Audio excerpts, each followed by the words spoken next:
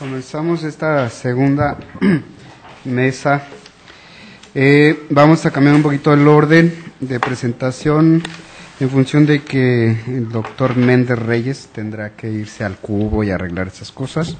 Entonces vamos a iniciar con él y después seguimos con el orden que estaba establecido. De tal manera que, bueno, tiene la palabra Jesús con el tema de electrificación y servicios en Tijuana, la compañía eléctrica y telefónica fronterizas, del 21 a 50. Ok, bueno, pues buenos días nuevamente, buenas tardes. Parece que no se ve. Lo que aparece ahí en el orden de la presentación tiene que ver con lo que platicamos en la última reunión acerca de... no sé, es una pena. ¿De qué iba a preferir en un momento determinado? Si quedarme con la parte de la empresa, los empresarios, o bien empezar a moverme en el tiempo. Entonces, me enfrenté en estos meses con el trabajo de archivo. Entonces, lo que he avanzado en la redacción es muy poco, pero estuve en el Archivo Histórico del Agua, en la parte que tiene que ver con la Secretaría de Agricultura y Fomento, y yo pensé que para Baja California no iba a haber gran cosa, ¿no? Entonces me encontré en efecto que a inicios, para estos empresarios que estaba yo trabajando para la compañía eléctrica de Tijuana, pues hay algunas menciones, algunos documentos, pero empieza a crecer el número de expedientes y de información cuando me acerco hacia la segunda mitad del siglo XX, precisamente cuando está despuntando Tijuana a la región, y principalmente cuando se construye la presa Abelardo L. Rodríguez aquí en Tijuana. Entonces, ahí sí aparecen fotos, aparecen mapas, aparecen informes, etcétera. Entonces, he empezado como a tratar de discriminar hacia dónde me muevo. Si me muevo hacia el siglo XX, la segunda mitad ya muy avanzada del siglo XX, esta discusión de si nos movemos hacia la nacionalización, posnacionalización, o me regreso a la parte que tenía más o menos trabajada, que tiene que ver con los empresarios Barbachano y sus diferentes sectores, ¿no? Entonces, en ese sentido, de la información que rescaté, que fotocopié, que tengo digitalizada, lo que he empezado a mirar es que la electricidad en Tijuana y en estas empresas que tienen los Barbachano está muy ligada con el proceso del agua, de los usos del agua y de la legislación sobre el agua, ¿no? Entonces, más adelante habíamos platicado un poco de que va a aparecer una termoeléctrica aquí en Baja California, pero estos inicios de las empresas de los Barbachano y de lo que tiene que ver con electrificación básicamente es hidroeléctrica, ¿no? Generación de electricidad a través del agua. Entonces, hay un proceso ahí significativo que aún no tengo exactamente cuál es la pregunta básica de investigación o las preguntas que vuelvan a reorientar la información que tengo, porque la legislación y la reglamentación federal empiezan a tener un peso significativo después de la Revolución Mexicana. Sí, en 1883 la legislación que arropaba las concesiones para empresarios que explotan agua, que explotan electricidad, cambia con la Constitución de 1917 y sobre todo con el peso que se le va a dar a la Secretaría de Agricultura y Fomento por el asunto de la reforma agraria, ¿no? Entonces, de tener el control y los permisos, las concesiones, la Secretaría de Fomento porfiriana, en un momento determinado, el giro que va a empezar a dar y la cantidad de documentación que empieza a aparecer tienen una significancia mayor. Entonces, en ese sentido, lo que yo he revisado y lo que les presento en esta ocasión, de los pocos avances que tengo ya redactados, hablan un poco acerca del papel de la Secretaría de Agricultura y Fomento, que tiene una agencia en Tijuana, ¿sí? Y una agencia en Tijuana que cruza todos los días o que cruza más de 2 veces al día hacia Estados Unidos. Desde ahí manda telegramas, manda información, etcétera, y regresa. Entonces, ahí es donde se vuelve un poco también rica la información, porque además de lo que tiene la Secretaría de Agricultura y Fomento en la Ciudad de México, bueno, porque ahí está el archivo, hay otro tipo de correspondencia y otro tipo de documentación en San Diego, que esa no he alcanzado a revisarla o no la he visto. Entonces, ahí comienza la propuesta, esta propuesta acerca de la regulación que afectó el servicio eléctrico y a la compañía eléctrica fronteriza Sociedad Anónima, que es lo que les he venido presentando a lo largo de estos meses sobre la empresa de los Barbachán. Entonces, la ley sobre vías generales de comunicación, uso y aprovechamiento del agua tiene ciertas particularidades, que es lo que permite articular las propuestas de las concesiones privadas. Ahora regresaré a este. Entonces, las concesiones privadas que tienen que ver con... ¿sí se alcanza a ver? Un poquito. Entonces, esos puntitos que aparecen son los antiguos espacios mineros, que algunos se cerraron, algunos quedaron pendientes por trabajar, y que en esta legislación, la de 1888 y la de 93, empiezan otra vez como a ser importantes para quien va a producir energía eléctrica, fuerza motriz y concesiones a particulares, ¿no? Entonces, ese es un elemento que me va a llamar fuertemente la atención. A ver. Ok. Entonces, agua y ríos de jurisdicción federal, empecé a mirar la reglamentación, la documentación, y me doy cuenta que en estos momentos Baja California está funcionando como territorio.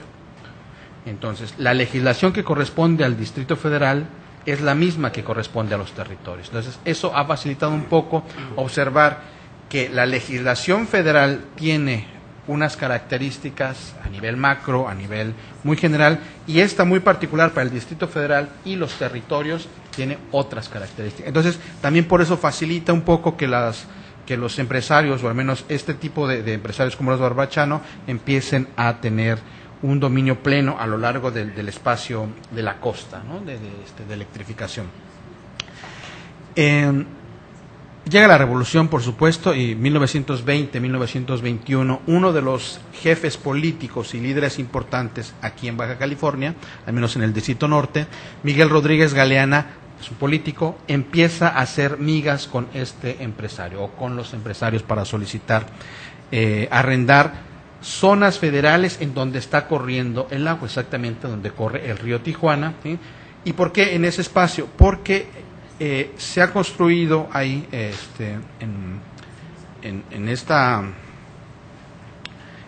parte, ahora vamos a ver aquí, sí, exactamente, en este punto donde está la frontera, ahí están los casinos, está el galgódromo, están los hoteles y está toda esta industria que está demandando electricidad, ¿no? Entonces, además de los espacios mineros que están aquí a lo largo de la península, o al menos del Distrito Norte, que están demandando electricidad y que incluso, bueno, algunos están aprovechando sus concesiones privadas para ejercerlo. Cuando llega la Revolución Mexicana, entonces todos estos puntitos, todos estos dueños de electricidad empiezan a descomponerse, empiezan a aumentar sus costos y necesitan una compañía fuerte, como va a ser la de los Barbachano, para poder generar electricidad. ¿Qué hay ahí en esa empresa? Es la cervecería Tecate, ¿no? Entonces, además de que el agua está generando electricidad, la cerveza, al menos esta cervecería, la de Tecate, y después se va a sumar la de Mexicali y más tarde la de Tijuana, que están demandando una gran cantidad de agua. Bueno, los dos insumos, electricidad y agua. Sí, sí, ahí empiezan, exactamente, entonces empiezan ahí a aparecer. Pues yo he puesto ahí un poco de usos y abusos, ¿no? Porque aquella agua que se destina para la cerveza no se está utilizando para generar su propia electricidad, sino para contratar energía eléctrica con la compañía de los Barbachano. Entonces, por eso, poco a poco se va haciendo una empresa muy grande, no sé si monopólica, pero sí muy grande en estos espacios, ¿no? El tránsito entonces de la concesión y la regulación porfiriana a la restricción revolucionaria tiene estas características, que antes de la revolución, aunque pareciera que aquí no pasa gran cosa, al menos como con batallas y con descontrol importante, lo que sí va a impactar es la reglamentación, porque cambia. Entonces, los empresarios, los comerciantes tienen que adaptar su estrategia, porque la legislación está cambiando definitivamente. Entonces, parte de la estrategia tiene que ver exactamente con este uso y abuso del agua que ya no está llevando electricidad. Entonces, la agencia de la Secretaría de Agricultura y Fomento en Tijuana tiene un papel muy significativo entre 1919 y 1935, porque es la que va a conceder que se lleve el agua hacia usos industriales, agrícolas, o en el caso de la cervecería, o bien a que cierta corriente de los afluentes del río Tijuana y de otros ríos se utilice como transformación para la electricidad, ¿no? Entonces es ahí donde estoy, ¿no?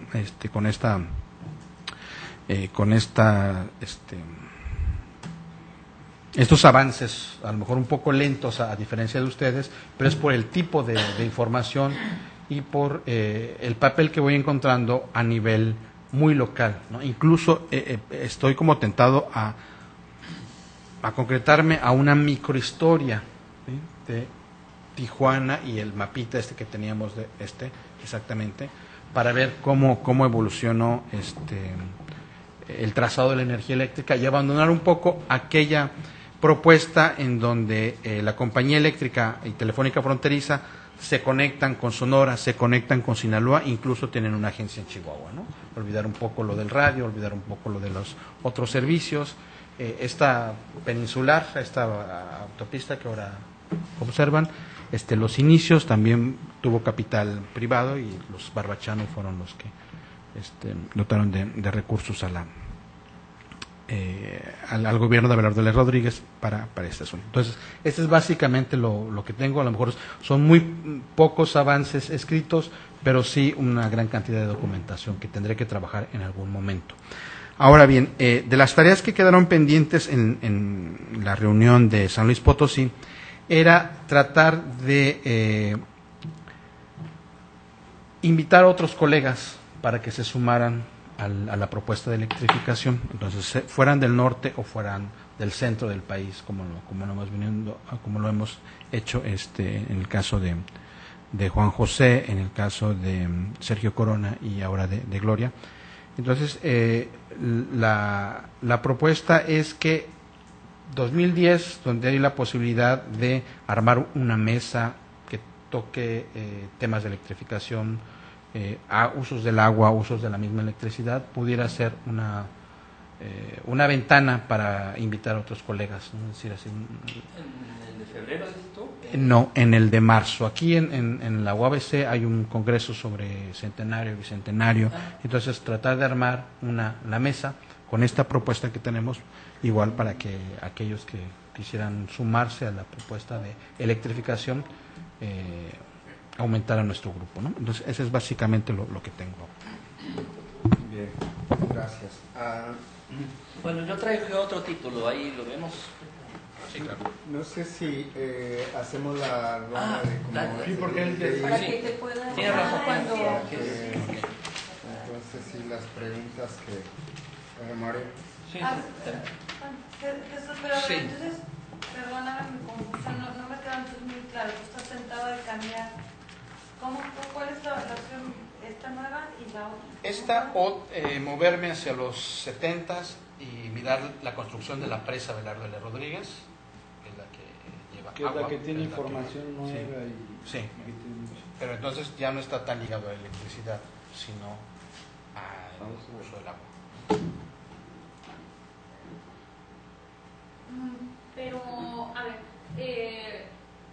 no está ligado a la electricidad en el estricto sentido que es a la generación de energía eléctrica ni al entendido, pero sí a los efectos del proceso de electrificación en el desarrollo de la región a partir de los usos de agua por diferentes sectores.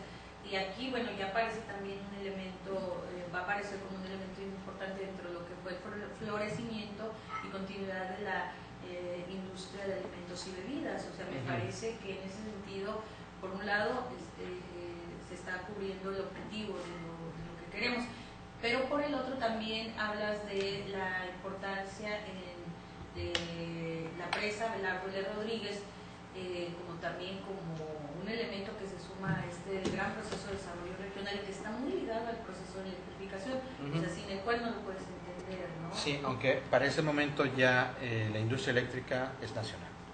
Claro, Ya exactamente. ya los particulares que tenían sus negocios compañías eléctricas han desaparecido. A ver, Mario. Yo creo que este punto es de los que debemos tratar al final.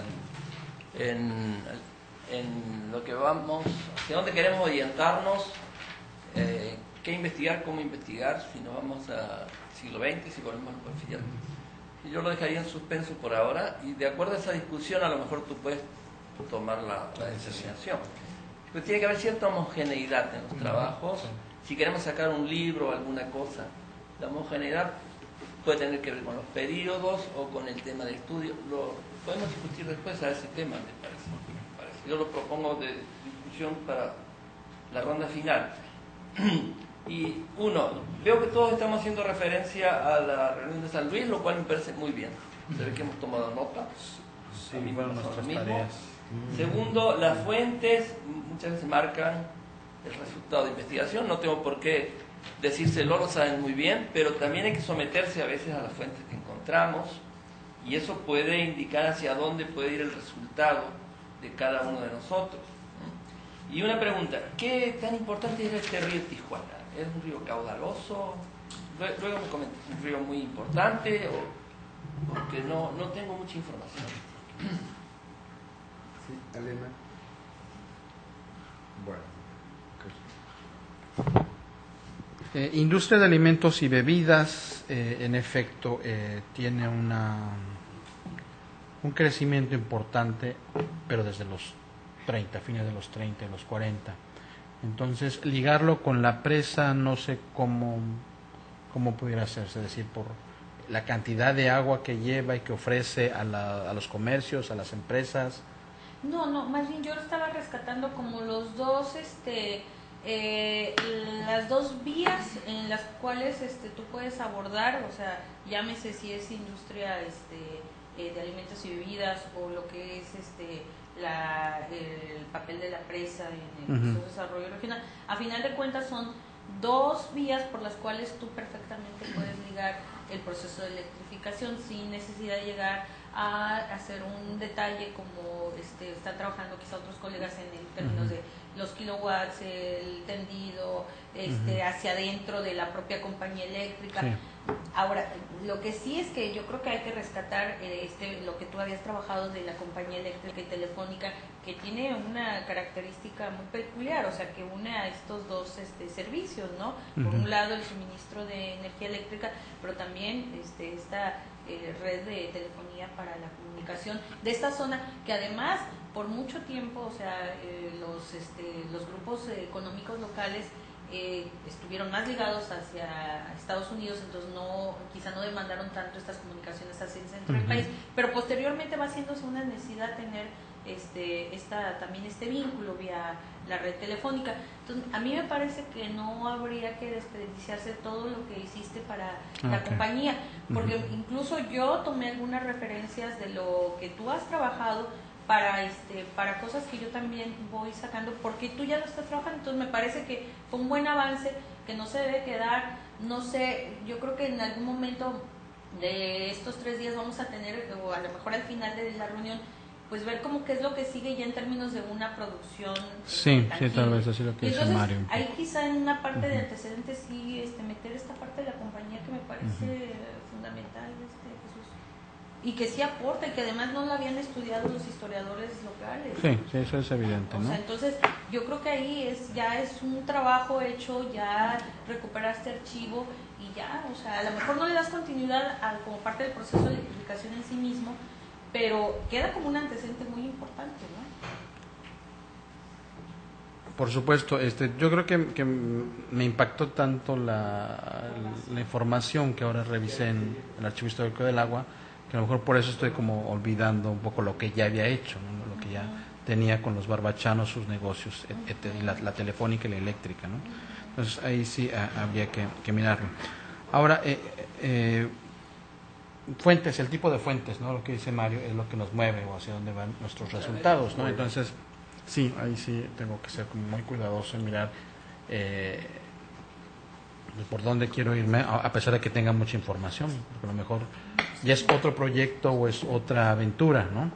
Que me alejaría un poco de la compañía eléctrica y telefónica que venía o que propuse en un momento determinado como parte del seminario, ¿no? Una empresa privada que se va moviendo a lo largo del siglo XX y que va ofreciendo agua potable, electricidad, telefonía, radio, televisión, etc., etc., ¿no? Pero entonces era más como historia empresarial que como historia del servicio eléctrico o de la electrificación. Pero bueno, pero explica gran parte de ese periodo que tú estás analizando, ¿no?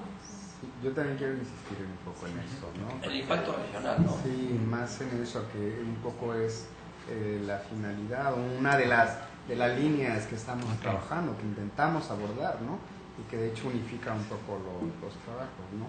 Sí, frente a esta microhistoria que ya corresponde a un periodo posterior y creo que ya has avanzado también bastante como para, no sé, cómo considerarlo, ¿no? Sí, efectivamente las fuentes luego definen, ¿no? Un poco las rutas, pero creo que en este sentido comenzamos por tratar de definir las líneas, ¿no? De trabajo del proyecto, ¿no?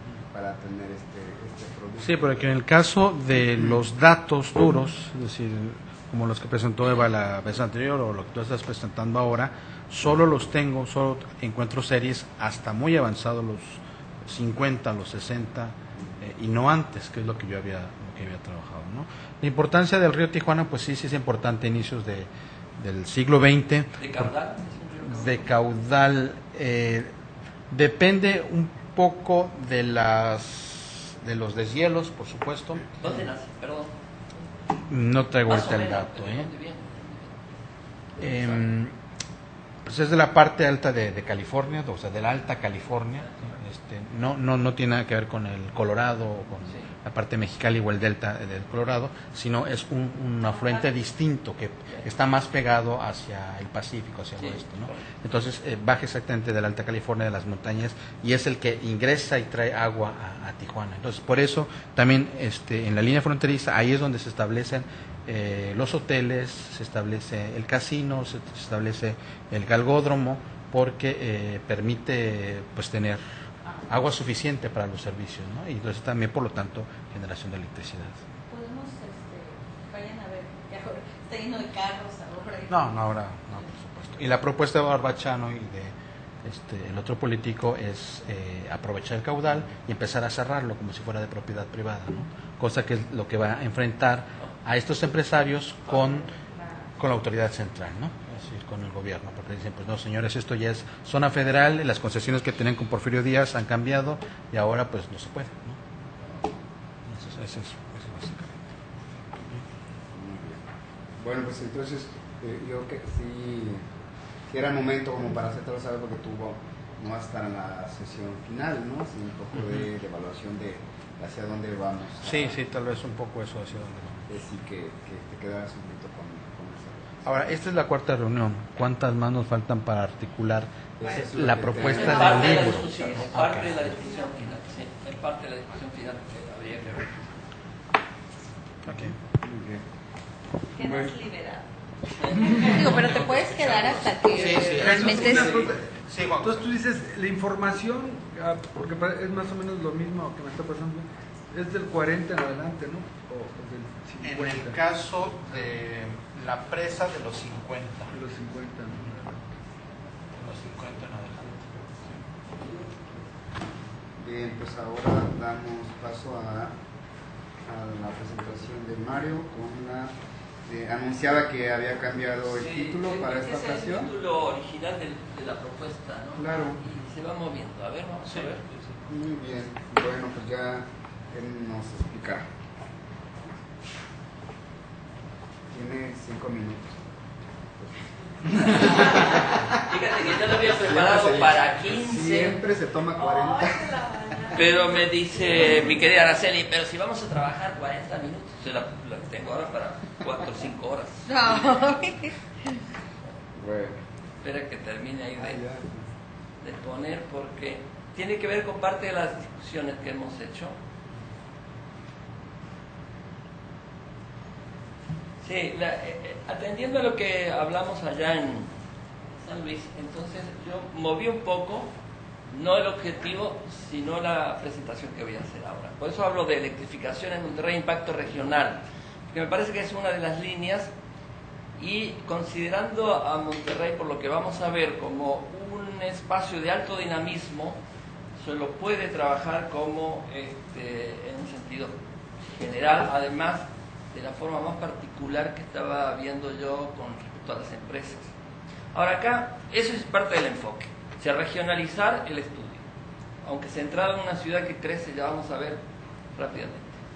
Lo de las fuentes, se lo quiero comentar porque muchas veces en estos tiempos 30 y 40 los datos están dispersos, y no solamente están dispersos, sino que se contradicen a veces. Entonces uno toma más o menos con cierta confiabilidad las cosas para presentar las tendencias. Entonces la propuesta de trabajo de hoy es ver el crecimiento de Monterrey y la electrificación que va a la par. Dos elementos básicos son la población, que crece muy rápidamente, sobre todo de 1940, y la dinámica fabril, que está en la misma línea.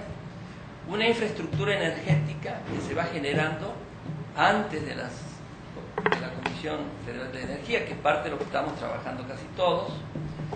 Se vea cómo el sector público y el uso público, el uso privado, hay una diferencia muy fuerte en favor del uso privado de la energía, y volver luego al final a aspectos empresariales, ¿no? Una conclusión. Bueno, entonces lo que les quiero mostrar primero es cómo crece Monterrey poblacionalmente. Ahí lo puse desde 1921 para hacer una comparación de acuerdo a los datos, pero observen desde 1940 en adelante el gran crecimiento de la ciudad. O sea, entre el 40 y el 50 crecen un 60%, y entre el 50 y el 60 un 78%. Y si vamos del 60 al 70 hay otro gran salto. O sea, es una ciudad con mucha población que crece a mucha velocidad. Y eso se va a notar también en términos de la población del Estado, como Monterrey empieza a concentrar la mayor parte de la población del Estado. Es un caso de macrocefalia bien evidente, tal vez de los más fuertes que hay a nivel de capitales en el caso de México. Se va concentrando la medida que crece la ciudad y que crece la industria. Esto en cuanto al municipio de Monterrey. Pero ya cuando se considera área metropolitana de 1950, respecto a Nuevo León, el área metropolitana es un exceso de concentración. Llega en 1970 al 73% de toda la población del Estado. Quiere decir que acá hay una dinámica suficiente para tratarla en su conjunto, además de tratar el sector específicamente empresarial. Para hacer una comparación, la puse respecto a las otras grandes ciudades, con excepción de Ciudad de México, y vemos cómo va por muy cerca de Guadalajara, aunque todavía por debajo, pero ocupa un segundo lugar bastante visible. Ya vean Juárez acá, Torreón, qué importante es también, y la próxima que venía creo que era Tijuana. Bueno, o sea, punto uno, hay un gran crecimiento poblacional en este centro urbano que se va convirtiendo en área metropolitana hacia 1950, porque suma otros municipios que antes no se contabilizaban. Bueno, eso supone un gran crecimiento del consumo en mega, 1 kilowatt hora, en este caso están en megawatt hora, entre 1945 y 70. Es también, sobre todo, desde el 50 en adelante, como salta, y si llegamos a los 70, el salto es realmente impresionante, cuando culmina el proceso de sustitución de exportaciones. Se están pasando cosas significativas en la ciudad, que es ya un área metropolitana, que se puede tratar en su conjunto. Estos son el número de usuarios que hemos encontrado, utilizando diversas fuentes. Algunas se contradicen entre sí, pero no mucho, ¿no? Estos son medidores que en la ciudad se instalan. Han sido sumados los medidores. También el crecimiento es bastante significativo, y también acá del 60 en adelante hay un salto. Yo en general voy a trabajar hasta el 65, pero la referencia al 70 a veces es útil para ver cómo continúa la tendencia. ¿Y qué hay dentro de Monterrey? Bueno, esta es la distribución del Producto Interno Bruto de la ciudad en 1960. Observen cómo la manufactura ocupa un lugar importante. Debe haber consumo de electricidad. Muy importante el comercio siempre. Los servicios van creciendo. Pero si nos movemos a 1900... Ándale, me pasó lo de Eva, ¿eh? ¿Qué? No figura Eva, mira. No sale. No sale. Bueno, en 1970 lo que se ve es que la manufactura ha pasado del 37 como el 45% del Producto Bruto Interno de la ciudad. Pero hasta 1950 la electricidad no estaba incluida en las mediciones del Producto Bruto. Y en el año 60 ya aparece. El sector de electricidad aparece en las mediciones. Y acá nos permite verlo en función de, por sectores del nacional, para ver la dimensión que ha alcanzado la ciudad. El 10% de toda la manufactura se produce en Monterrey, de todo el país, el 6% de la actividad comercial, el 5% de los servicios, y vean ustedes el tamaño del sector eléctrico, casi el 8% de toda la producción nacional. O sea, hay una evidente respuesta en generación de electricidad respecto al crecimiento poblacional e industrial de la ciudad. Estos son datos útiles encontrados de manera dispersa según las fuentes entre 1940 y 1960 que me permite ubicar más el proceso. Por ejemplo, entre el 40 y el 53 Monterrey triplica la energía disponible en esos 13 años, la triplica. El consumo industrial se duplica cada 7 años. Este es un informe del Banco de México que encontramos y que termina en el año 53. La residencial en este periodo se duplica cada 5 años. El servicio público, es decir, la energía generada para el servicio público es menor que la generada para el servicio privado. Y ahí es cuando llega la CFE en agosto del 52, que instala inmediatamente una planta de 15.000 kilovatios y luego la lleva a 15.000 más en el 54. Ahora, la CFE nos va a mostrar cómo la cuestión se regionaliza. Se va a crear el sistema Falcon, que tiene que ver con la empresa Falcón, que se conecta en febrero del 57 a todo esto y que va a reforzar, por un lado, la producción de electricidad, ya lo vamos a ver, pero por otro lado nos indica la fuente la regionalización amplia en todo el noreste de esto que está pasando, aunque tiene un centro en Monterrey. Por eso el plan de la CFE se llama Plan para el Nororiental. ¿Cómo era lo público y lo privado antes de la llegada de la CFE? Bueno, el servicio público estaba dado por esta compañía de tranvía Luz y Fuerza que viene de los tiempos porfirianos y genera 26.700 kilovatios. Pero el servicio propio, o sea el privado, son de todas grandes empresas y si ustedes suman todo esto, es casi el doble la producción para las propias plantas que la producción para abastecer lo que sería el servicio público. Lo cual está indicando que la empresa no solamente se la puede seguir para ver la producción de insumos y para ver la producción para un mercado de artefactos eléctricos y toda la cosa que era nuestra visión inicial, sino también hasta este momento, por lo menos como generadora de la propia energía. ¿Cuál es la gestión empresarial de la energía? Bueno, hay una historia previa que empieza, por supuesto, en el Porfiriato y que sobre todo se define con esta compañía de tranvías Luz y Fuerza, que es inversión extranjera inicialmente. Pero en 1929 va a cambiar un poco la historia industrial y de la energía con la llegada del gas desde Texas. Se tiende un gasoducto que provee de gas a la ciudad y permite ahora con este insumo la aparición de una serie de plantas propias o las multiplica la capacidad. En 1943 este sistema, en gran medida basado en la vieja compañía porfiriana y en las plantas propias, entra en crisis por los problemas de la Segunda Guerra, el abastecimiento de gas, etcétera, etcétera. ¿Cuál va a ser la respuesta entre el 43 y el 45? La aparición de un grupo industrial que está formado por las grandes empresas de Monterrey. Ahí están todas ellas. O sea, son empresas que no solamente pueden producir insumos para el sector eléctrico, sino que producen el insumo eléctrico. Y que, como vimos antes, era una de las más importantes de la ciudad. Que me ubique.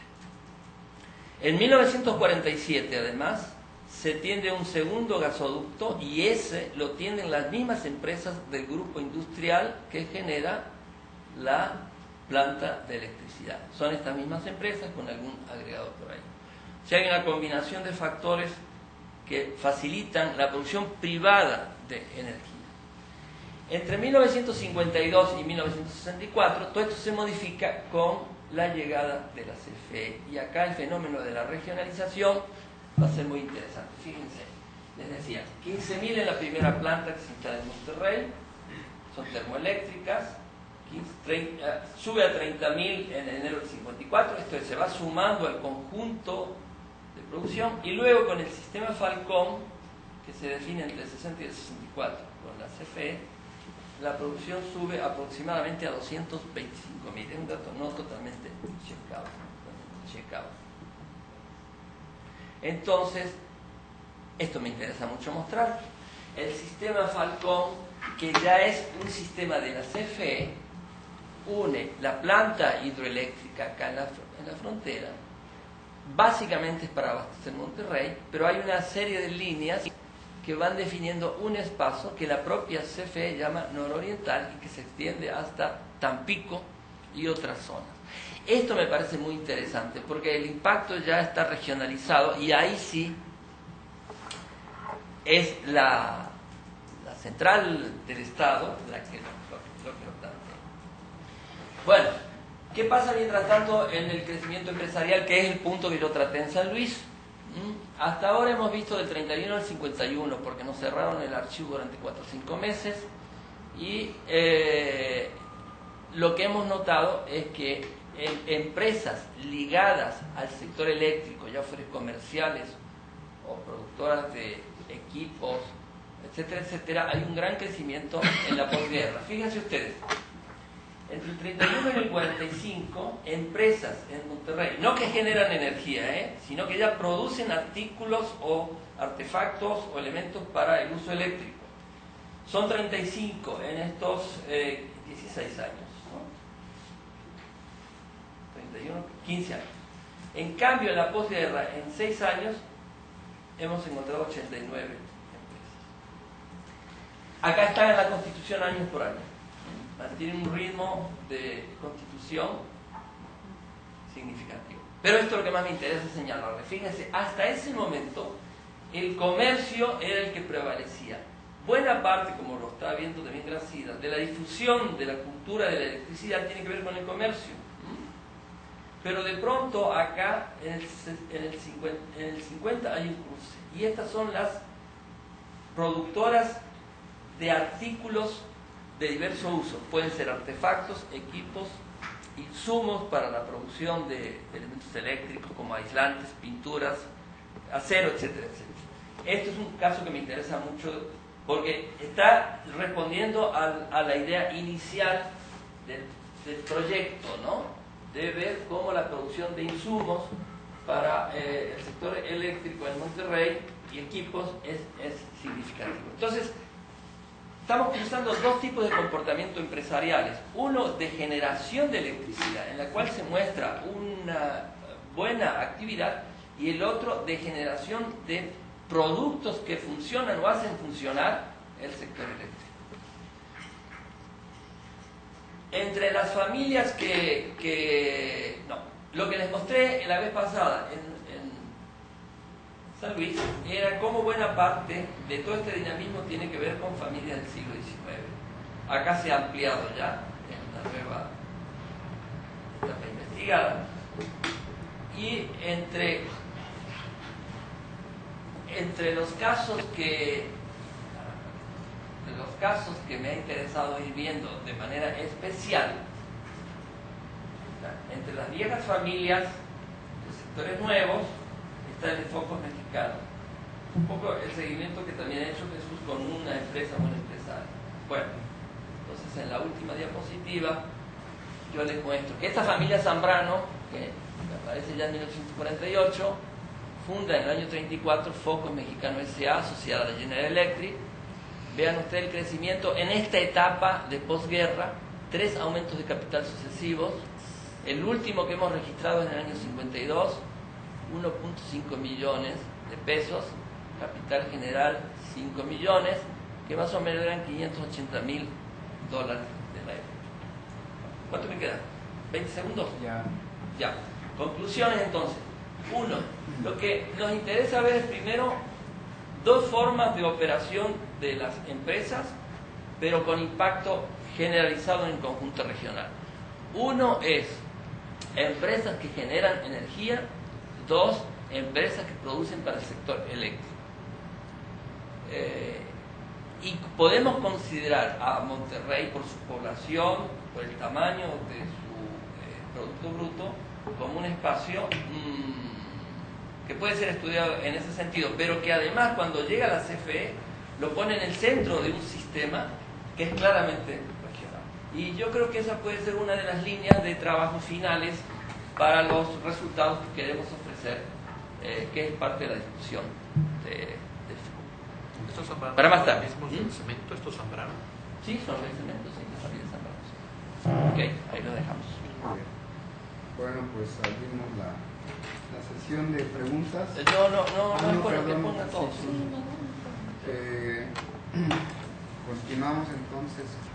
Bueno, yo les iba a hablar de algo más bien muy específico de lo que estoy investigando y directamente me voy a concentrar en eso, impactos de la reforma agraria en la generación de fuerza motriz y en materia de irrigación. Básicamente porque es la irrigación el principal proceso que explica el consumo eléctrico en la laguna en general. Entonces, para mí era muy importante, hay un cambio muy significativo a partir de ello. Yo les había puesto esto y ya vemos que la American Foreign es la que está explicando todo, es el sistema que está ahí y es la que básicamente expande la electrificación rural y eso está ligado con el proceso de electromecanización del sistema de irrigación, es decir, había otras fuentes de energía, otros equipos, otros mecanismos para hacer funcionar los equipos de bombeo. Sin embargo, a partir de los años 30 se apuesta por motores eléctricos. Entonces, y va relacionado justamente con la expansión del tendido eléctrico en el ámbito rural que hace la American Foreign recién llega a esta región. Por lo tanto, para 1935 ya había 1,000 equipos de bombeo en funcionamiento, 60% de ellos aproximadamente electromecanizados, y explica el mayor consumo de energía eléctrica en la región, inclusive sobre el urbano y el industrial, es decir, hay 60 millones de kilowatts hora anuales consumidos ya para el 35. Me salto, este es el sistema. Además de la American Foreign, había 28 plantas termoeléctricas independientes, diferentes usos. Algunas de ellas que he podido localizar son estas que tienen que ver con el abastecimiento de energía en el ámbito rural. La mayoría están ubicadas en haciendas, al interior de las haciendas. Hay unas muy importantes como la Hacienda Cuba, con 404 kilowatts instalados, ¿verdad? Entonces, bueno, directo sobre el tema. Entonces, bueno, más o menos esa es la situación, el panorama. ¿Qué sucede? El reparto de tierras genera un déficit muy importante en relación a los recursos hídricos. Se reparten 220,000 hectáreas. El riego con los 2 ríos, el Nazas y el Aguanambal, permiten aproximadamente irrigar 100,000 en promedio. Por lo tanto, tienes un déficit de 120,000 hectáreas que debe ser cubierto con agua subterránea y, por lo tanto, con equipos de bombeo electrificados. Entonces, la reforma agraria va a tener un impacto muy, muy importante. El primero es que a partir del Banejidal va a tener que entrar en control de la infraestructura clave, es decir, no solo se reparte tierra, sino va a tener que asumir otras responsabilidades. Vamos a ver, directamente expropia prácticamente la mitad del sistema de irrigación por bombeo existente en aquel entonces y tiene que adquirir 3 plantas termoeléctricas privadas para poder suministrar de energía eléctrica a los campos ejidales y recupera una iniciativa que ya se estaba realizando poco antes de la reforma y monta la planta Matamoros, que es la primera de la CFE, no es de la CFE, es del Banejidal, pero podemos decir que es la primera pública, ¿no? En la región, para poder alimentar el sistema por bombeo. Entonces, tenemos prácticamente la mitad del sistema por bombeo en manos del Banejidal y parte de la infraestructura desarrollada previamente al interior de las haciendas. 3.420.000 kilowatts hora. No sé, perdón, no sé, 3.000 megawatts serán 3.000 megawatts. El costo de la energía a partir de estas plantas sería de 12 centavos el kilowatt hora para quienes están bajo este sistema. Estas son la posible ubicación de las plantas expropiadas. Bueno, ahí están funcionando. Les adelanto.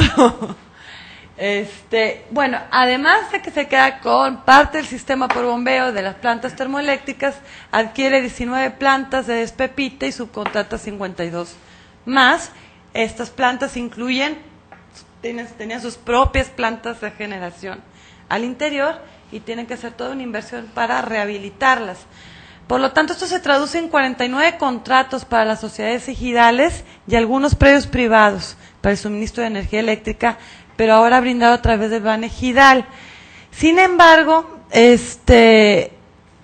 no va a ser suficiente, es decir, esta compra que hace no es suficiente para poder cubrir la demanda de energía y va a tener que entrar en negociaciones con la American Foreign para poder suministrar o extender el servicio a las zonas ejidales no cubiertas. Entonces, se negocian 142 contratos mancomunados. El Banejidal se hace responsable a su vez de la medición, pago y reestructuración de la deuda. Asume la construcción de una línea troncal de transmisión hacia el municipio de San Pedro, que es una zona que requiere o depende mucho del riego por bombeo. Y además, y lo más interesante este punto, es que se hace responsable, esto es parte de las negociaciones con American Foreign, se hace responsable del 45% de la red establecida, de la red eléctrica establecida. O sea, aquí, como se dan cuenta, la American Foreign salió ganando. El Banejidal absorbió parte de los costos que era de suministrar energía eléctrica al campo. Esto, lo importante es que reduce el precio de la energía a 4.3 centavos. Es decir, para quienes va a suministrar la American Foreign, ese es el precio de la energía eléctrica. Este es el mapa que señala de todo el tendido eléctrico, eran 600 kilómetros aproximadamente. Esta es la parte de la cual ahora a partir el Banejidal se va a hacer responsable. ¿Sí? 196. No, son toda esta suma. Son 270 kilómetros. Lo que pasa es que este mapa este gráfico está dividido según el usuario. ¿Sí? Es prácticamente la mitad. Bueno, eso me lo agrego. O sea, en síntesis, para 1940, el Banejidal se queda con el control, bajo diversas modalidades de integración vertical, de 19 plantas de despepite, 4 plantas termoeléctricas pequeñas, el 45% de la red de transmisión de energía y 47% del sistema de irrigación por bombeo. O sea, en otras palabras, podríamos decir que absorbe gran parte de la infraestructura básica o estratégica del negocio algodonero. ¿Cuál es el otro cambio importante que yo contemplo tras la reforma agraria? Bueno, el otro problema que se genera es la expansión del sistema de irrigación por bombeo y el déficit de energía hidroeléctrica que esto que esto implica. Ello se desprende por la nueva reglamentación que se hace sobre los usos de las aguas del río Nazas. Básicamente, para no entrar en detalle, el agua superficial queda básicamente para abastecer al sector ejidal, y el agua subterránea entonces queda para atender las necesidades de riego del sector privado. Por lo tanto, es el sector privado el que explica en gran parte la agricultura privada, el crecimiento del sistema de irrigación por bombeo y por lo tanto de la demanda eléctrica agrícola, ¿no? Esto por un lado, ¿no? La nueva reglamentación sobre las aguas superficiales, pero además también se explica esta expansión y este déficit por la falta de reglamentación sobre las aguas subterráneas, ¿verdad? Aquí vemos en este cuadro cómo del 35, o sea, un año antes de la reforma, al 50, o sea, en 15 años, prácticamente se pasa de 700 equipos de bombeo a 2,000. Es impresionante el crecimiento. Sí, prácticamente 3 veces. Y por supuesto el nivel de profundidad de los equipos, por lo tanto, a mayor profundidad, mayor demanda de fuerza motriz para accionar los equipos y motores de bombeo. Y mayores inversiones, por supuesto. Entonces, ¿qué pasa? El incremento de esta expansión del sistema de irrigación genera un déficit eléctrico para la American Foreign, que más o menos para 1945 son 66,000 horsepower, ¿vale? 66,000 caballos de fuerza. Entonces, que tienen que estar entonces complementados o abastecidos por otros tipos de fuente de energía. El American Foreign básicamente era un sistema que se explicaba en gran parte por energía hidroeléctrica a partir del río Conchos.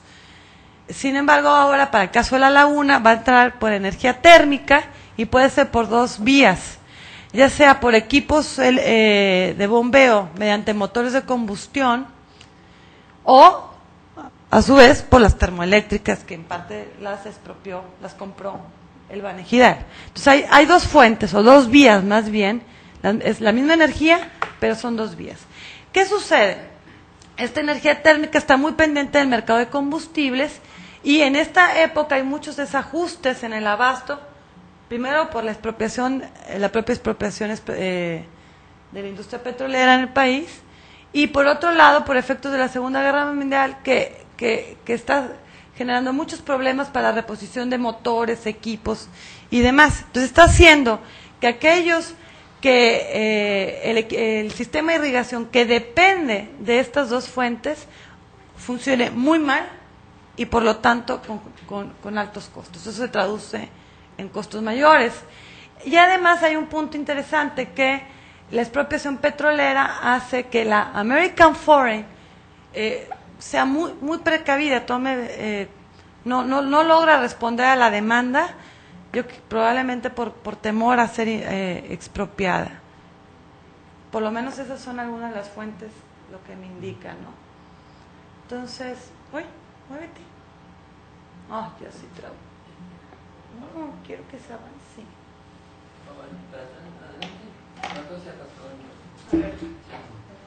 Siempre me pasa. A ver, esa acá, bueno, entonces básicamente lo que quería explicar es cómo este déficit eléctrico, que tiene que ser cubierta por otras fuentes, otros medios de energía y otros equipos o tecnologías, va a tener un impacto muy importante en los precios del fluido, que ya de alguna manera lo había yo señalado en la reunión que tuvimos en San Luis. Lo que sigue era enseñarle los impactos, ¿verdad? en los costos, el impacto agrícola. A ver, vamos a ver.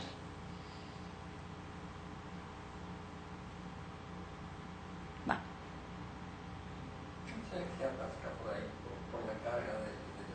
Puede ser, sí.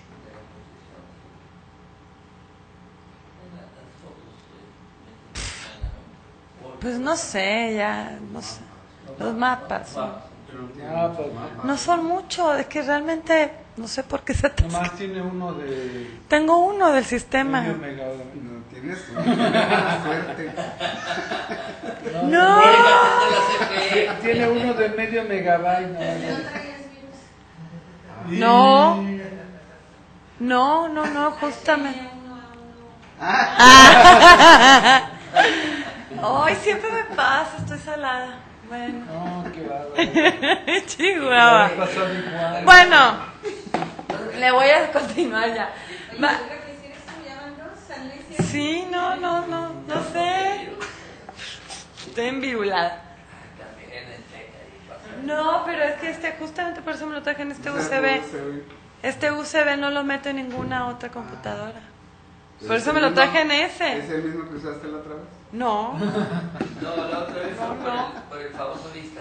No, lo que pasa es que a un encuentro llega con un nombre, a otro encuentro llega con otro nombre. Entonces hay no la encontraban en el programa. No te reconoce la computadora tampoco. Dice fulana, ¿quién diablos? ¿Dónde está? Claro, Marisela Holstein nunca llegó. Esa tipa es de lo peor. Ay, así Bueno, la sí, ya iba a acabar, hombre, se lo estaba haciendo bien rápido. Bueno, de todas formas ya se te agotó el tiempo. Sí, ya me fregué, ¿ven? Chihuahua. Ya hasta la gente se te fue. Ya todos se pusieron. Ya no tengo nadie. Fue muy interesante, ¿a poco no ven? El éxito de mi exposición. De nuevo, era proyecto de electrificación de cuerpos. Ese. Ay, Dios mío. No, ya nada más les enseño los últimos dos gráficos. Eso es todo. Dame chance, Moisés. No me dejes frustrada como la vez pasada. Chihuahua. La vez pasada no pudiste ni presentar. No, fue fatal. Ah, ¿en dónde? Se atascó el de San En Luis. Hermosillo, ¿verdad? No, en San Luis. Pues no te pasó también en Hermosillo. No. No, sí. Yo como que me acuerdo que sí. Ay, ya ni me digas. A ver. La que sigue. Ahí es. Sí, sí. Bueno, No. ¿sabes qué? Ahí déjalo, ¿no? ¿Tu USB? Te entregamos tu Sí, toma. diploma. Bueno, yo lo que quería mostrarles eran unos gráficos de cómo esto impactaba en las hectáreas cultivadas, o sea, las diferentes fuentes y tecnologías para generar energía para los equipos de bombeo, y esas tecnologías en términos de superficie agrícola, cómo está impactando. Sí, entonces, a ver, ya ni modo.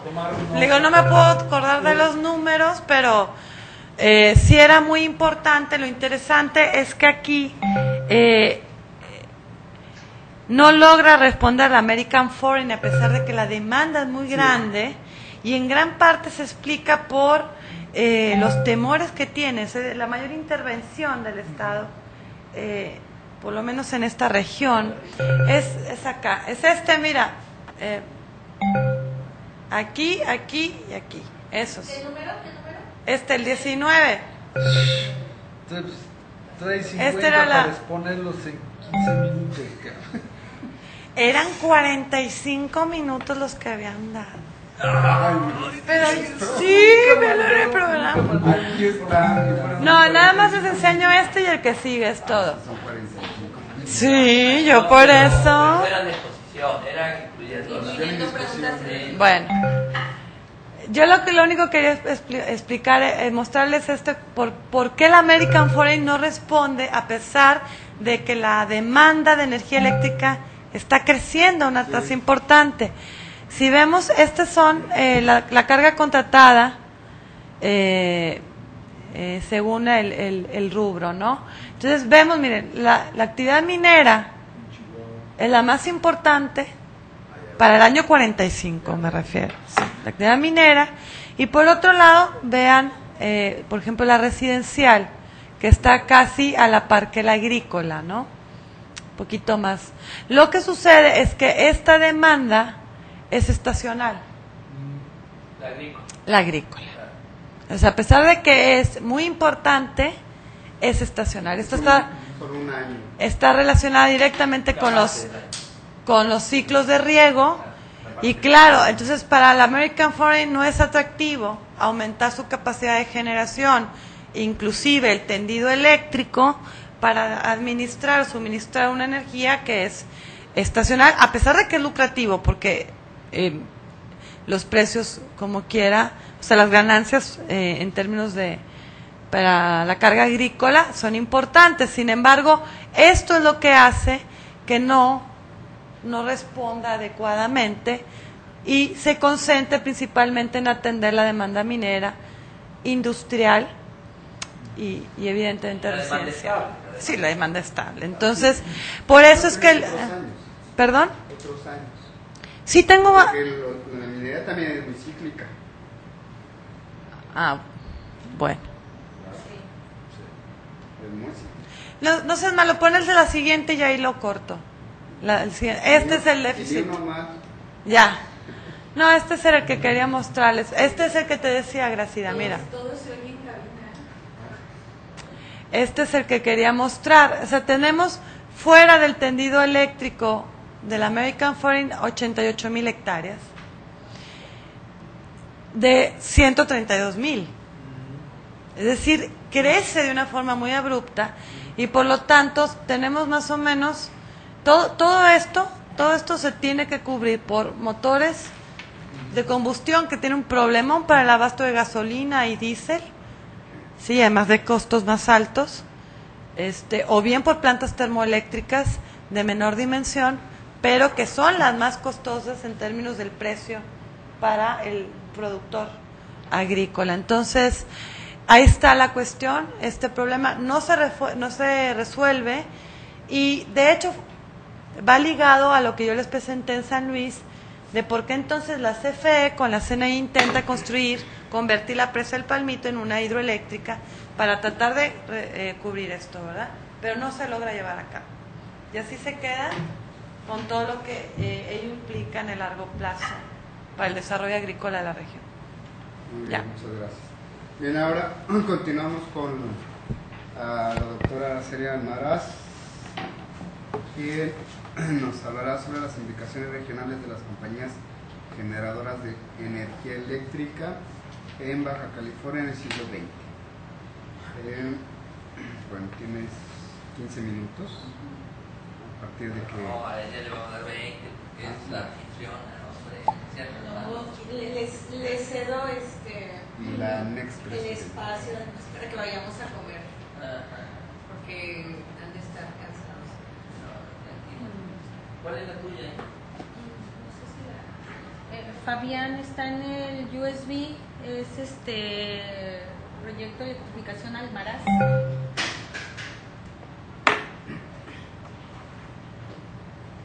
Algo tenemos que hacer para que no se vuelva a trabar este lugar. No, bueno, pero el caso tuyo El tuyo no se ve refiere a gráfico, nada más. Seguro porque no estabas. Pero trabó toda la máquina, ¿eh? Claro, claro. Y ¿Sí no lo protegió? ¿Sí lo protegió? Sí, por eso, es lo que me está diciendo, debe de ser un virus, porque bloqueó todo, tiene que cerrar todo, Sí. para poder, Se sospecha que... se sospecha que es un virus, a ver. Oye, a mí no Sí, me te lo digo. porque a todas las cosas hice de la misma manera. Voy a pedir presentación antes de ti siempre. ¿Qué? Voy a pedir mi presentación antes de ti siempre. Sí, padre.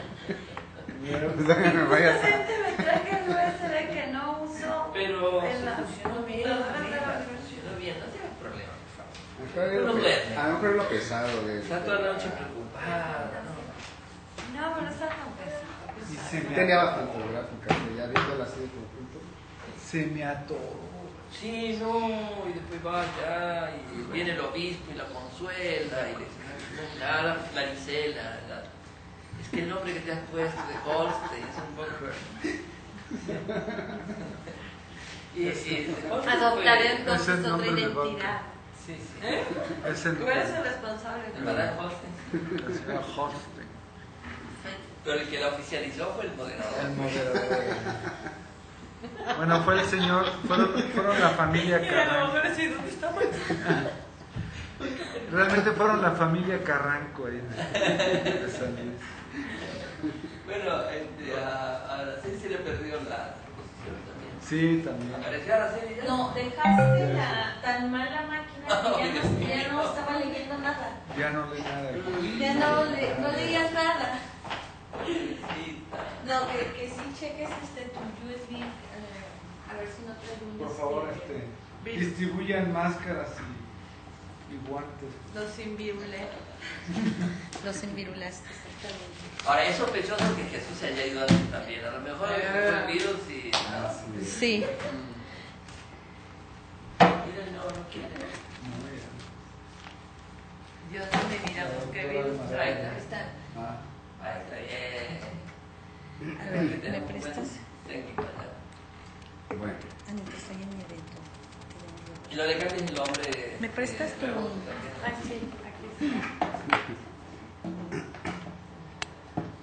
adelante. Bueno, híjole, la verdad es que las implicaciones de las compañías me llevaron a encontrar más compañías que estaban generando energía eléctrica, y al querer hablar de las implicaciones en el desarrollo de la región, pues volví al archivo, y volver al archivo, yo creo que me pasa un poco lo que a Jesús, porque te seducen otras cosas y entonces empiezas a encontrar, y bueno, como ya verán, me encontré con la industria hielera, pero además me encuentro nuevamente con estas redes intrincadas de empresarios, que es un poco lo que pasa en el caso de Nuevo León, que se van a después a convertir en las familias muy importantes, pujantes de todo el proceso productivo en la zona, ya de los años 50 y 60, que ya no van a ser estas mismas, salvo 3, 4 van a ser las que se mantienen consistentes de las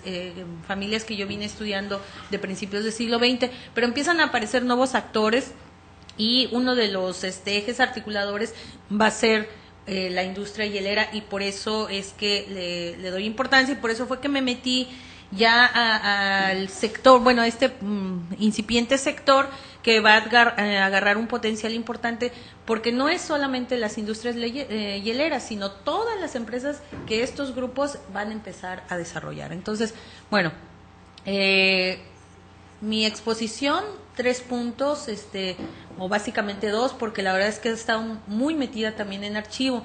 Entonces ya es hablarles un poco, recuperar parte de lo que comentamos en la reunión de San Luis sobre el crecimiento de las actividades productivas como resultado del tendido eléctrico, pero sobre todo las redes de negocios y el surgimiento de esta industria que va a ser muy importante para la región. Entonces, aquí vamos a ver los cruces de estas empresas que empezaron a generar su propia energía eléctrica versus estas nuevas empresas, industria sobre todo, industria ligera, que va a utilizar esta red.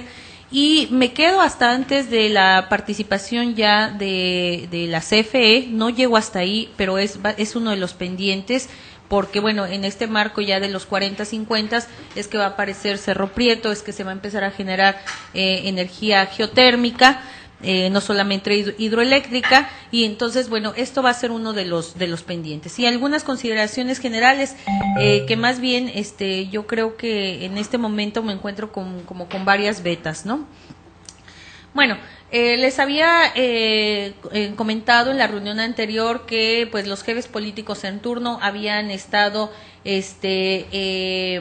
impulsando mucho lo que era la producción de energía eléctrica, inicialmente desde Ensenada, donde se encontraba el gobernador del territorio de Distrito Norte, esa era la capital de esta región, de este territorio. Y desde entonces, desde el gobernador en turno, ya había una preocupación, sobre todo en este caso en Ensenada, por la industria minera que para ese momento estaba todavía en boga. En el caso de Ensenada, la industria minera va a tener un tiempo de vida prácticamente hasta antes de la revolución. Después de la revolución prácticamente va a dejarse de extraer minerales. Lo que sí, ya lo hemos comentado en otras ocasiones, va a haber una constitución importante de empresas dedicadas a la explotación minera, pero más bien no es explotación, yo lo he venido precisando, más bien es exploración, y que finalmente nunca te van a terminar en fondos mineros de gran importancia.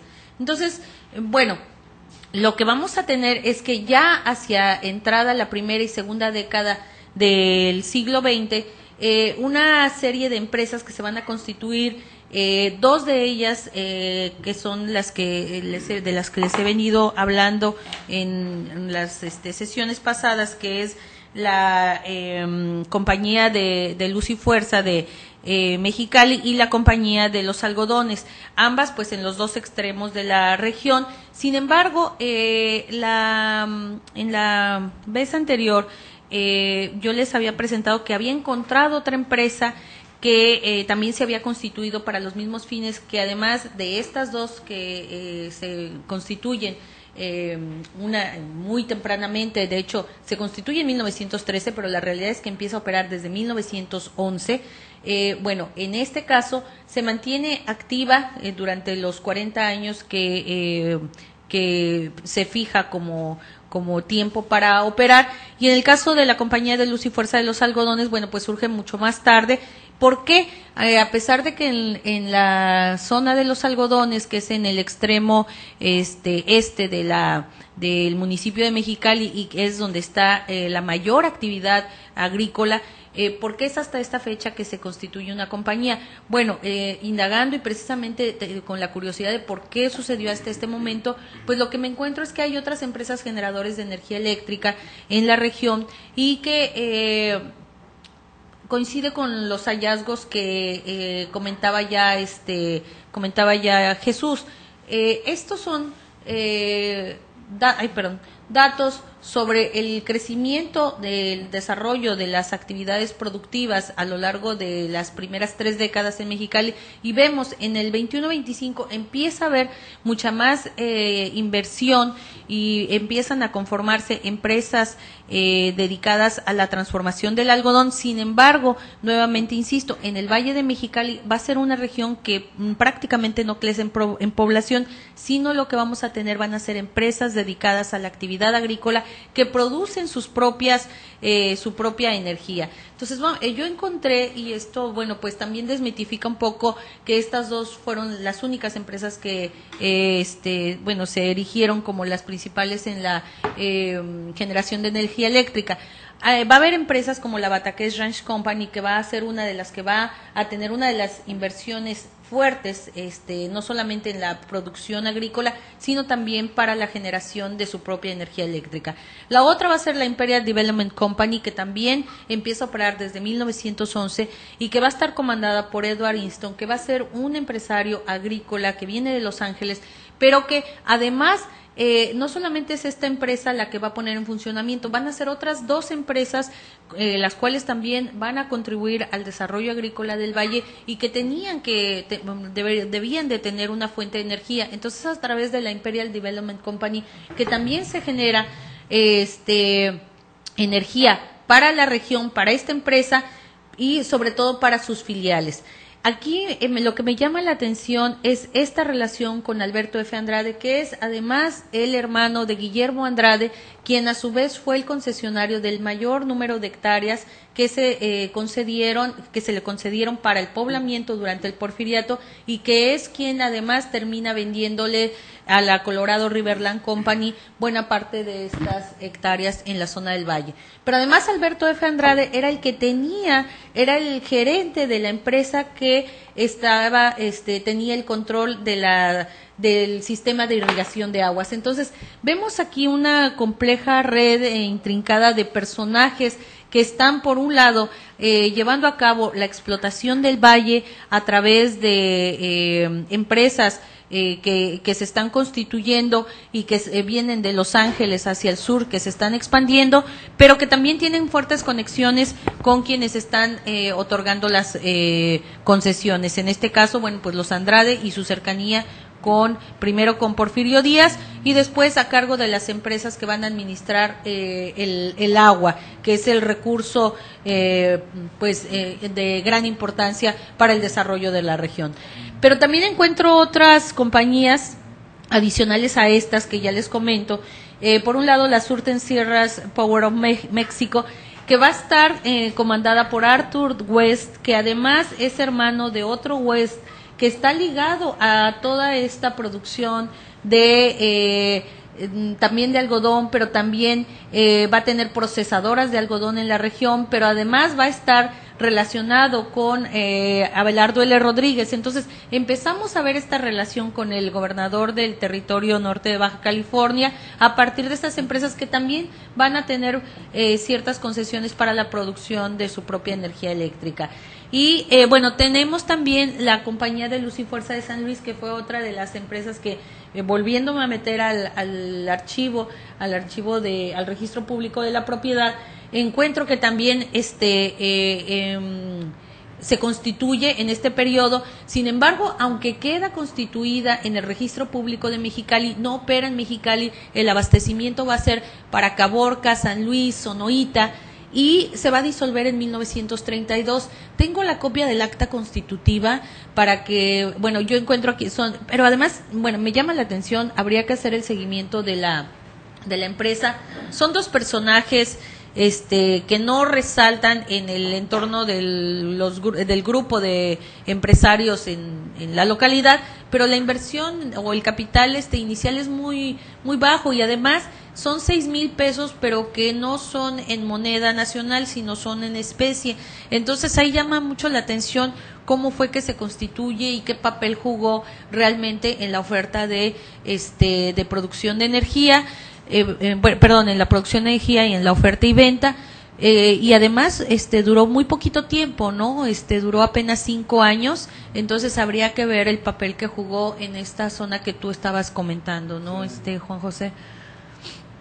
Entonces lo que vamos, en lo que voy es que encontré 6 empresas que van a ser las que ofertan o producir energía eléctrica tanto privada como para el alumbrado público y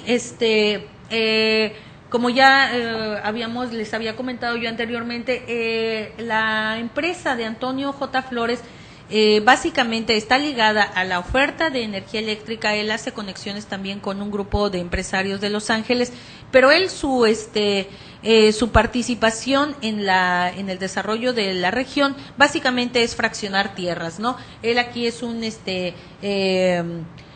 aportante más. Sin embargo, su gran negocio es son las 2 empresas que tiene adicionales a esta, donde participa ya como socio mayoritario y donde lo que a él le interesa es hacerse de tierras, fraccionarlas y revenderlas.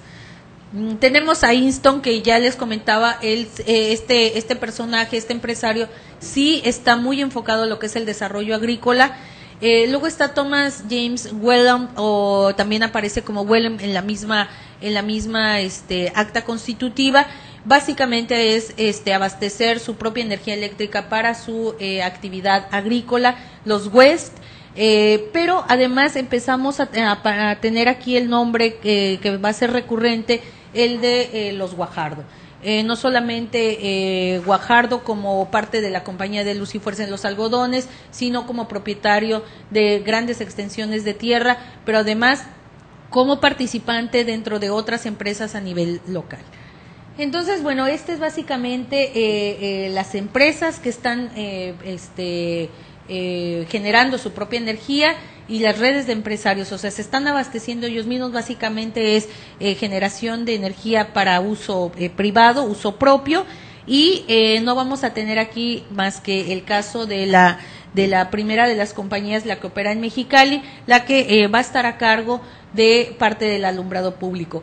finalmente encuentro que la US Hydro Turbine Company, que se constituyó en 1923 con socios de Los Ángeles, finalmente no prospera, es una compañía que se disuelve al año siguiente. Entonces, bueno, allá quedará pendiente hacia esa parte del valle del municipio de Mexicali, que es hacia la zona sur. ¿Qué va a pasar? Porque al final, pues bueno, lo que es el corredor San Luis Gonzaga Mexicali, pues va a tardar varias décadas en realmente en consolidarse. De hecho, aún ahora no existe realmente ese corredor, existen poblados aislados, y el tendido llega hasta el sur de San Felipe. Y hacia lo que es San Luis Gonzaga, lo que existe son algunas subestaciones, y el poblado de San Luis Gonzaga como tal se abastece por energía solar. Sí, entonces, bueno, como les comento, el desarrollo de la actividad agrícola permite, y la generación de energía eléctrica permite el florecimiento de una industria manufacturera creciente, que no solamente se va a enfocar a la transformación del algodón, sino también a la producción de alimentos y bebidas. Pero en bueno, recuperando algunos de aquí puse algunas de las observaciones que se me hicieron en el seminario anterior sobre qué procesos productivos locales se incentiva con la generación de la energía eléctrica. Bueno, no solamente es esta agroindustria de alimentos y bebidas, sino que encuentro que también la producción de hielo va a ser una actividad importante. Los tipos de demanda en la energía eléctrica, bueno, están básicamente orientados a la estructura productiva diversificada, al igual que en el caso de Nuevo León. Hasta los 50 Mexicali mantiene un proceso de población, de crecimiento de población que no rebasa los 50,000 habitantes. Del 50 hacia adelante es cuando se va a disparar el crecimiento de la población. Pero sobre esta parte del alumbrado público, esa es la parte que todavía estoy recuperando información. Ahora, los cambios que se producen después de los 40 en el suministro de energía eléctrica, ahí sí quisiera que en el intercambio que tenemos un poco más adelante definimos cuál es el periodo final, porque yo seguí con la constitución de empresas, llego hasta los 60, es que me encuentro con las empresas procesadoras de hielo, pero hasta dónde vamos a tener como un primer corte, porque yo puedo seguir y encuentro que algunas van a tener una relación mucho más estrecha con lo que es la generación de energía eléctrica, y sobre todo a partir de que la geotérmica se va a instalar en el Valle de Mexicali. Bueno, pues esto le va a dar también una plataforma distinta a lo que es la producción. 42. Entonces, bueno, entonces me abro esa beta de la producción de hielo y empiezo a ver, bueno, dentro de los procesos productivos que se incentivan a partir de que empieza a haber un crecimiento de la población, una diversificación productiva y un suministro de energía eléctrica, pues bueno, vemos estas productoras de hielo, ¿no? Vinculadas a Abelardo L. Rodríguez, que va a seguir siendo hasta antes de su nombramiento como presidente. Bueno, pues un eje ahí, un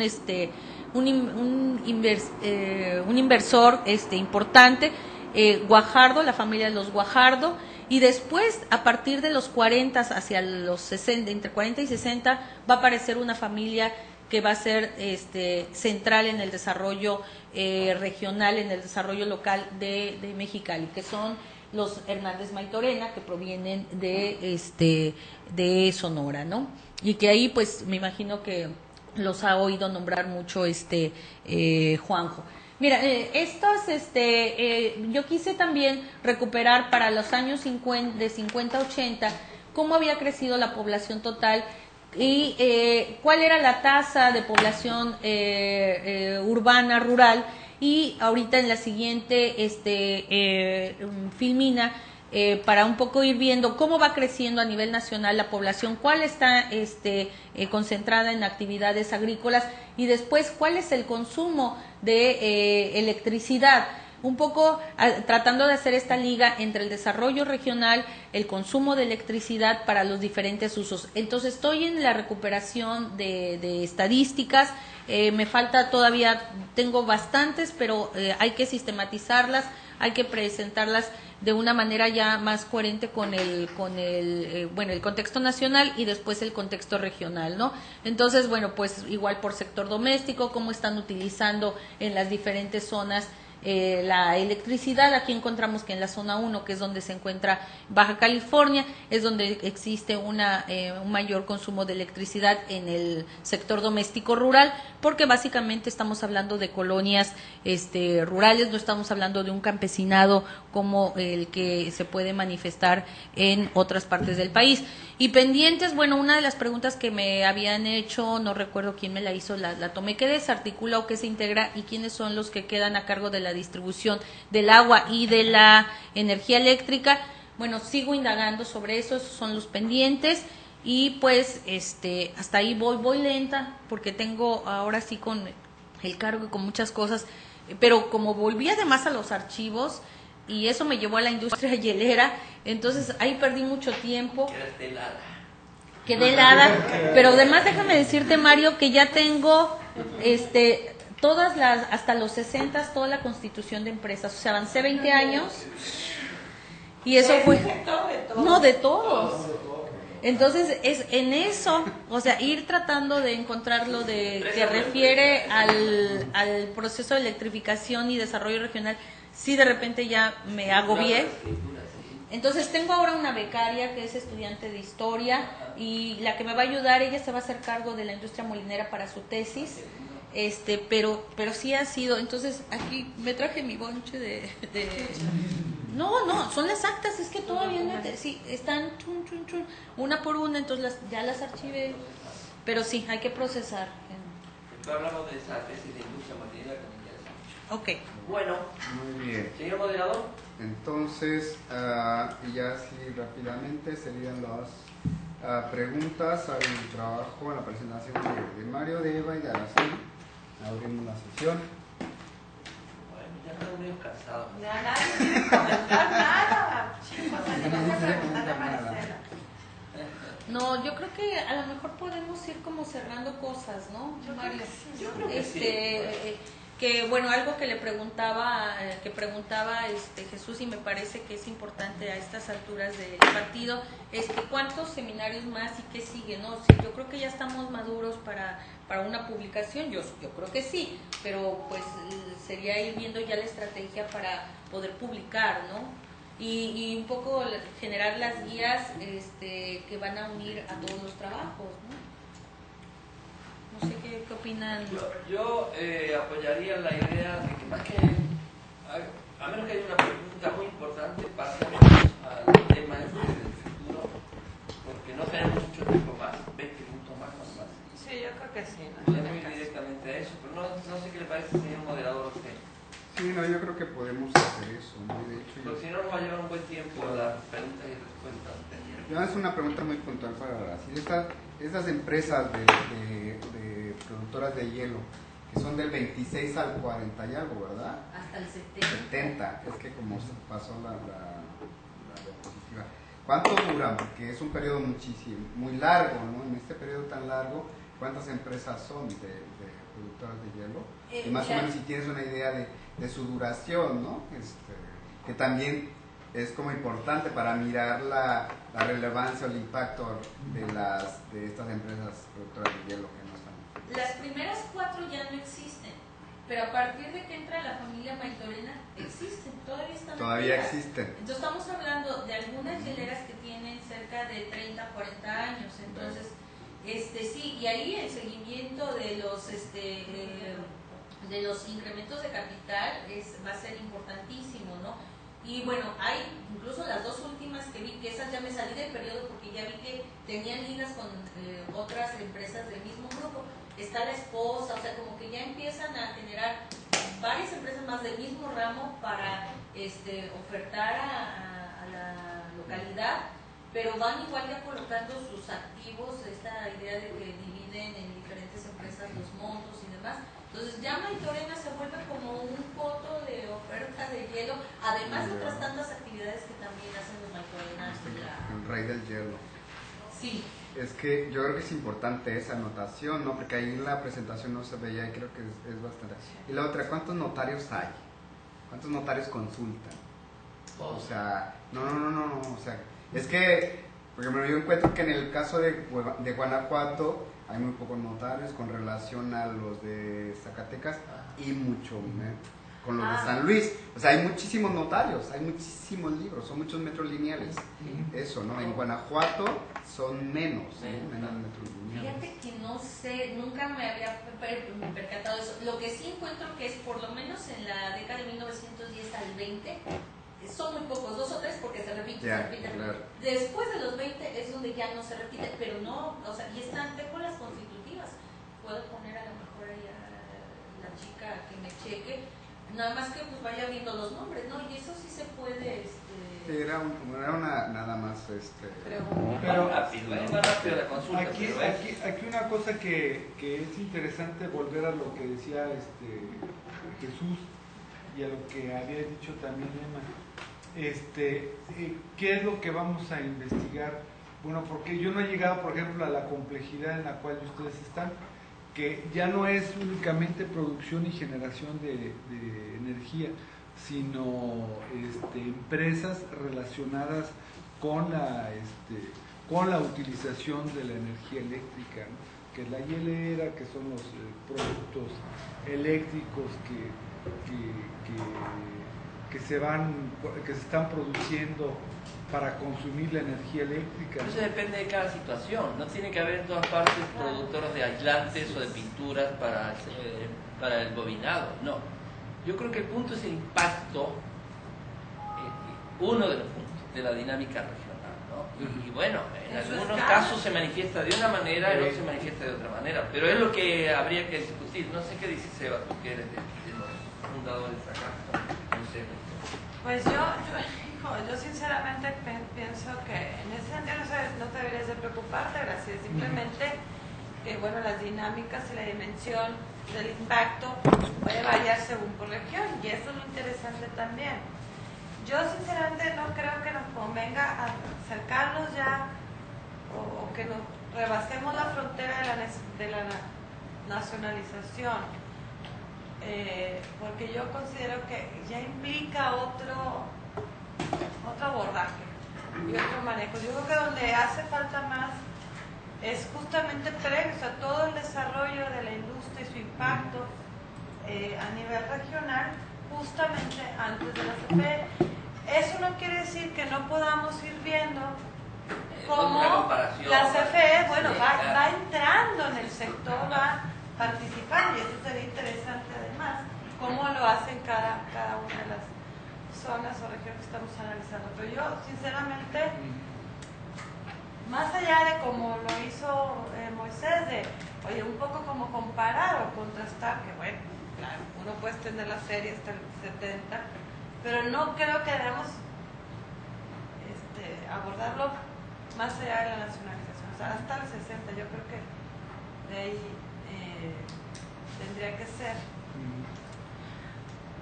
Yo creo que sí, efectivamente tendríamos que hacer como una anotación sobre esto, ¿no? Porque si planteamos una primera etapa del proyecto, ¿no? Hasta antes de la nacionalización y posteriormente, ¿no?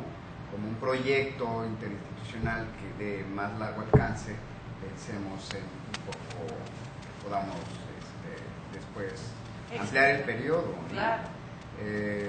Y en ese sentido creo que ya podríamos ir pensando ya así como más concretamente en un producto, ¿no? Para el próximo año, porque si no se nos va a ir el seminario así alargando y van a salir, porque en cada sesión que hemos tenido han salido como líneas de investigación y se ha ido creciendo, ¿no?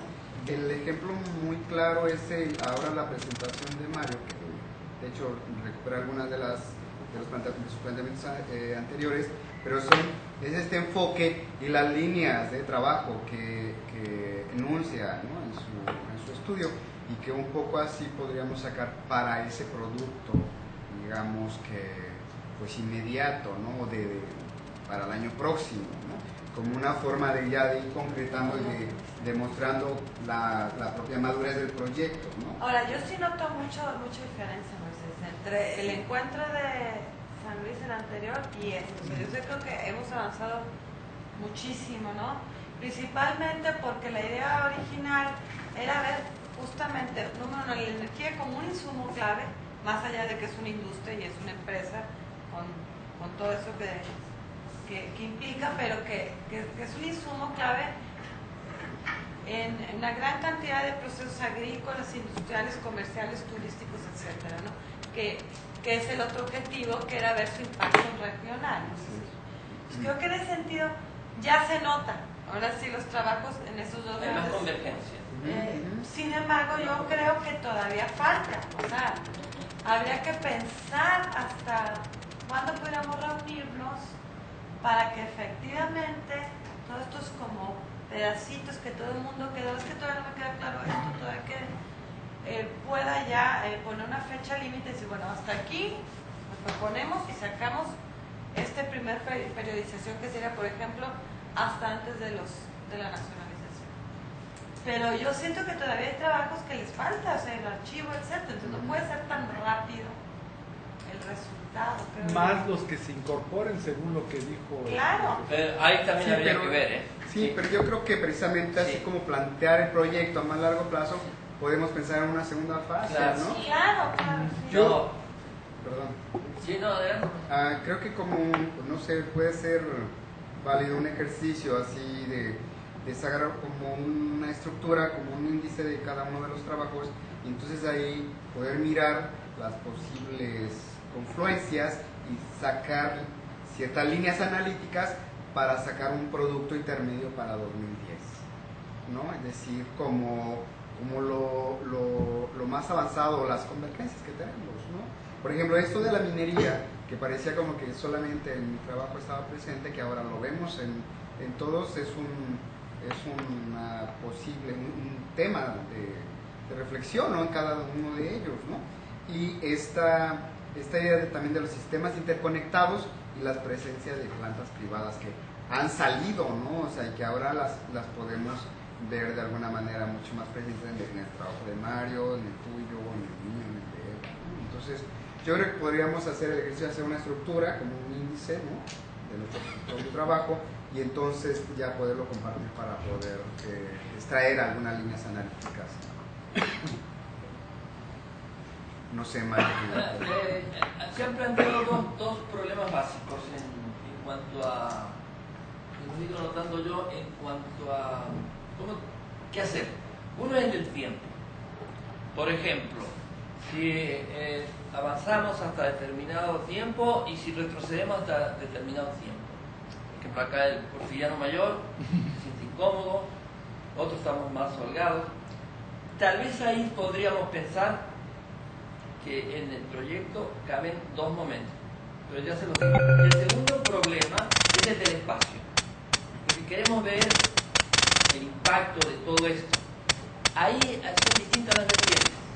Entonces, en el tiempo se podría decir que puede haber trabajos de 1885, 90, 1925 y trabajos de 1925 hasta la aparición de la CFE. ¿Trabajos de qué? ¿De qué fecha? ¿Qué fecha? Es que De 1890, 1885 hasta 1925, que es cuando viene ya todo el cambio de política, aproximado, ¿no? Y luego hasta los años 60, donde antes que aparezca la CFE. O sea, también la CFE no llega a todos lados de la misma... Claro. Pero antes de la nacionalización, Tendríamos ¿te refieres? dos espacios, dos tiempos, dos periodos. Podrían ser válidos para los distintos trabajos. ¿Qué los podría unir?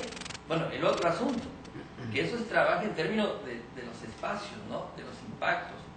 Por ejemplo, yo recuerdo la tesis de Moisés, en todo un espacio minero que puede ser situado acá y que no tiene por qué llegar hasta 1960, pero sí tiene que vincular el periodo a la dinámica regional con respecto al sector eléctrico.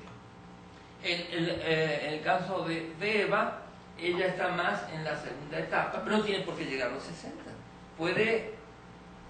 Tiene su espacio y tiene un tiempo que está en el segundo periodo, pero no hace falta que llegue hasta el 60, ya puede trabajar los años 30 y 40. O sea, ahí habría dos variables básicas. Y el tercer punto sería, ¿qué es lo que pasa en ese tiempo y qué pasa en ese espacio? Por ejemplo, Araceli puede decidirse que a lo mejor es muy importante todo este mundo del hielo y pone un énfasis dentro de un tiempo y dentro de un espacio y de una dinámica regional en eso. En el caso de Gracida, a lo mejor dice, bueno, me interesa mucho el impacto que tiene en el sur todo el desarrollo triguero o las grandes compañías harineras en Hermosillo. Pero más o menos 3 o 4 elementos que tienen que ver con el tiempo y el espacio seleccionado. Y no andarnos pasando de un lado a otro en materia de espacio, ni andarnos pasando de un lado a otro en materia de tiempo, ni tampoco en materia de sectores. Hacer que haya por lo menos una homogeneidad en las variables a estudiar. Y eso lo podemos sacar en 6 meses, en 7 meses, en 8 meses. Yo creo que sí. Ya para la última reunión que tendríamos ya podemos llevar los productos terminados. Sí. Y ahí sí tienen que haber 35, 40 minutos para exponer. Porque va a ser ya deliberar sobre el material para el libro. Sí. Entonces tienes todo un día o 2 días.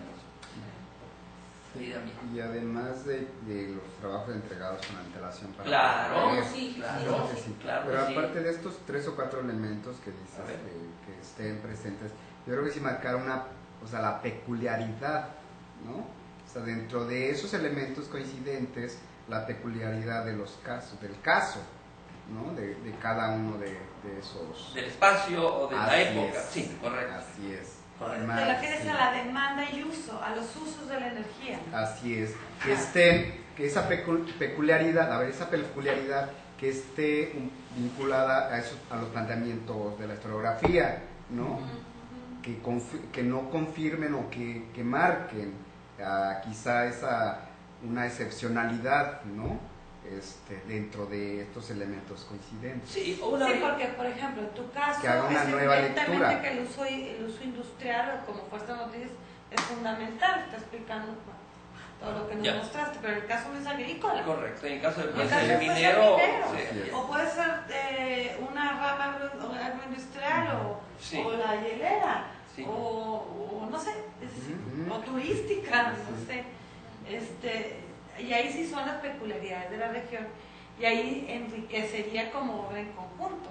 Finalmente cada espacio hace un uso tecnológico específico de la energía. Si lo veo desde un punto de vista tecnológico, por ejemplo, por ejemplo, acá se podría definir si es que están de acuerdo, quiénes quieren estudiar el primer periodo, quiénes quieren estudiar el segundo periodo, y ya nos olvidamos. Nos concentramos en eso, ¿cierto? El espacio, más o menos todo lo tenemos, pero se puede ir precisando. El que está un poco en dudas todavía es Gracida, no sabe si se queda en Hermosillo, si se va al sur, cómo hace. Pero tú tienes un par de espacios bien claros, tú lo tienes bien claro. El caso de ella es urbano, habría que ver cómo encaja esto tan urbano en el trabajo. Es que los casos de Gracida, que también atienden un poco más al periodo y a los usos de iluminación, podrían estar en la primera parte, ¿no? En esta del 80, del 90. El cubano. Cubano dice que lo busca ni un cubano.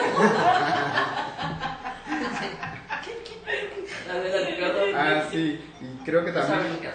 Sí, entonces podrían estar en esa primera parte, ¿no? No sé.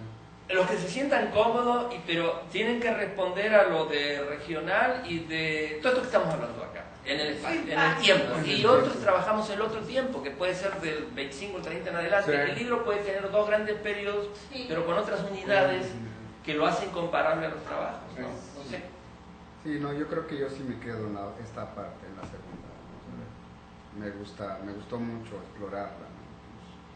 Y otro punto fundamental es esto, ¿no? El enunciado ese de la electricidad como insumo estratégico para el desarrollo regional, que sería puede ser un eje, una de las médulas, ¿no? Yo creo que no es un eje, Mario, es el eje, es decir, finalmente independientemente del destino, ¿no? Minero, etcétera, no deja de ser más que el insumo estratégico que revoluciona, impacta, expande, ya etcétera. sea para los agrícolas, dependiendo de la especificidad regional, pero no puede perderse que es un insumo de la segunda revolución industrial que está aterrizando acá, ¿no?